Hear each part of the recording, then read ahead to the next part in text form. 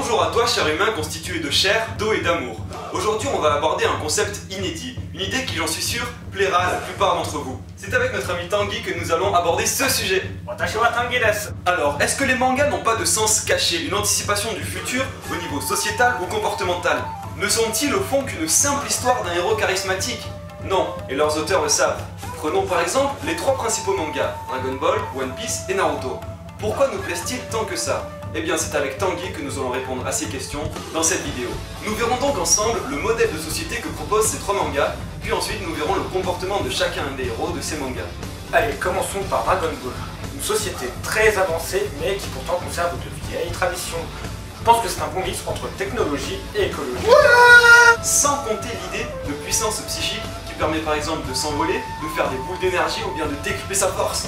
Tout semble tourner rond dans ce monde. La paix entre les êtres et les végétaux. Et les seules menaces sont extraterrestres.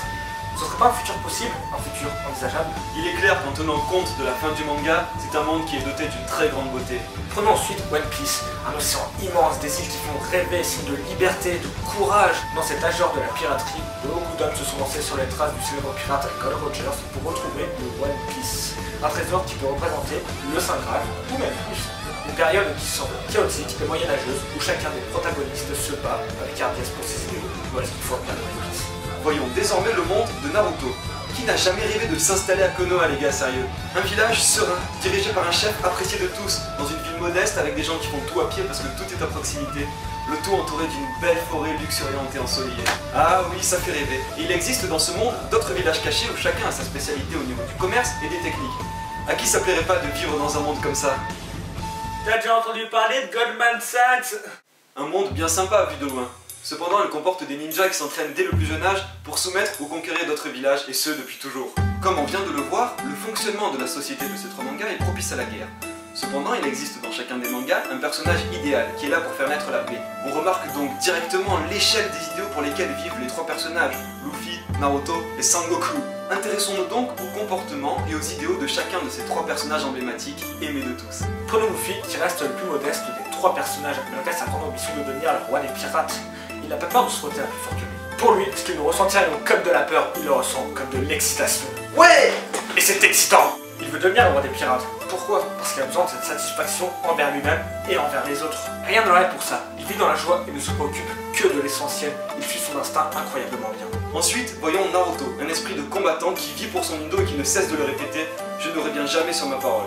Un truc qui marche incroyablement bien si tu l'appliques dans la vraie vie. Ça prouve une grande intelligence et une grande énergie. Tout ça au service des rêves pour lesquels il vit. Être le plus puissant des Hokage et puis faire la paix dans le monde. Un personnage qui lui, contrairement aux deux autres, est doté de peur, mais qu'il sait utiliser pour rebondir et gagner face à l'adversaire. Sangoku est bien plus caricatural, il ne se pose pas de questions sur son présent ou son futur. Il fait le nécessaire pour avancer et vaincre l'ennemi du niveau supérieur. Ouais! Un personnage qui n'a ni doute et ni crainte, qui sait très bien comment réaliser son rêve, devenir l'homme le plus puissant de l'univers et le protéger. Si tous les hommes puissants voulaient protéger le monde et le rendre encore plus beau, comprenez bien que nous n'en serions pas là. Vous remarquerez que le point commun de ces trois personnages, c'est la confiance en soi.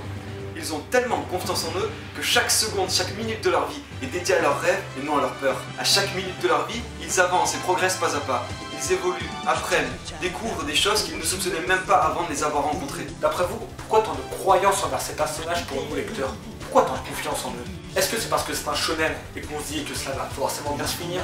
Ou est-ce que c'est parce qu'ils n'abandonnent jamais leurs idéaux et que rien n'est jamais pris pour acquis? Oh! Et après tout, voici précisément ce que veulent dire chacun de ces mangas. La victoire est de plus en plus dure à obtenir, mais elle est également de plus en plus belle. Et elle peut atteindre des échelles mondiales, voire universelles. Ces mangas veulent faire passer un message crucial. La paix est possible, mais seulement si on s'y consacre corps et âme. Chaque combat nécessite encore plus de consécration physique et mentale, parfois dans des souffrances extrêmes. De nombreux tourments s'opposent à la réussite, à la victoire pour la paix. Alors maintenant que vous avez écouté, entendu, compris, intégré ça, qu'allez-vous faire pour ressembler un peu plus à ces personnages s'ils vous parlent? Qu'est-ce que tu vas faire pour te rapprocher de ces idéaux essentiels pour avoir le courage d'affronter les grands méchants de ce monde? Vas-tu comme d'habitude rester dans cette suffisance ou bien vas-tu essayer de faire le premier pas vers ton progrès, vers notre progrès de l'humanité? Et après tout, pourquoi ne pas rêver grand comme ces personnages fictifs? C'est parce que vous avez peur d'affronter tout ça?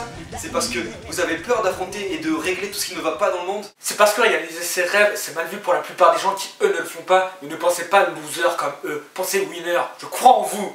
Rêver grand, puis agir grand, dans la constance, la détermination et le courage. C'est d'être comme cela que nous avons besoin pour créer le futur, un monde de paix comme l'a voulu Naruto ou Sangoku. La réponse n'appartient qu'à la mesure de votre potentiel, du nôtre réuni. J'espère que cette vidéo en aura inspiré plus d'un. Si vous avez des propositions, des retours, n'hésitez pas à les mettre dans les commentaires sur la chaîne YouTube. Vous n'hésitez pas à contacter guillaumepayette0@gmail.com. À vous de voir si vous pensez que c'est irréalisable ou pas. Si vous pensez que c'est irréalisable, Alors la partie est déjà finie.